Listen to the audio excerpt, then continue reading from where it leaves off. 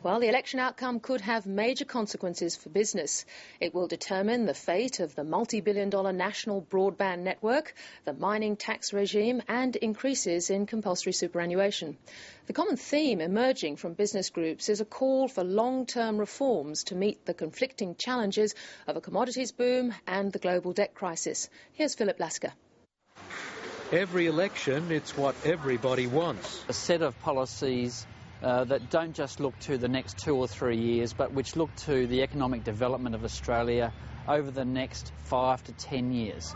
Unfortunately, opinion polls and politics get in the way. It's unsettling for business. That's even more the case this time around because recovery is not yet assured, given the uncertain global environment. Small business is one sector that's focusing on the short term. We see small business needing a fairly immediate shot in the arm because they're not travelling as well as they were, say, 12 months ago. Any policies aimed at boosting consumer spending would provide that immediate shot.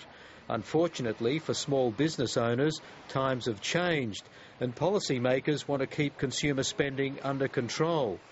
Big business wants higher productivity to deliver increased prosperity.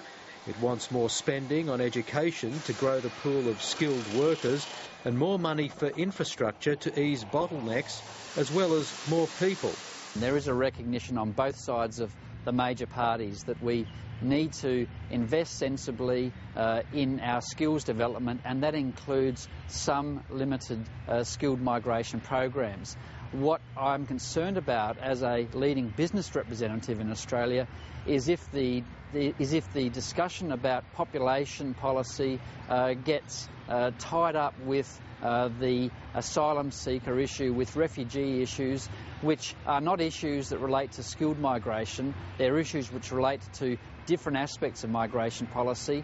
They need to be separately discussed and debated in the Australian community. But the one thing small business needs most, the politicians probably can't deliver. We'd like to see the political parties perhaps embrace a bit of a stronger line with the banks about extending credit to small business sector. There is agreement on the need for changes to the industrial relations landscape and a reluctance to criticise opposition leader Tony Abbott for his decision to drop his plan exempting small business from the unfair dismissal laws. Perhaps the small business sector is more concerned about the amount of change than about what the change is.